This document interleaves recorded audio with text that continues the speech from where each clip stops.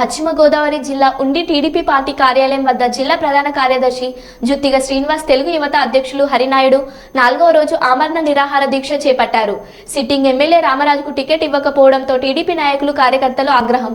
రామరాజుకు ticket ఇవ్వాలంటూ ఆందోళనతో దీక్షలు చేపడుతున్న టీడీపీ నాయకులు చంద్రబాబు ఇచ్చిన మాట నిలబెట్టుకుని రామరాజుకు టికెట్ ఇవ్వాలని డిమాండ్ చేశారు.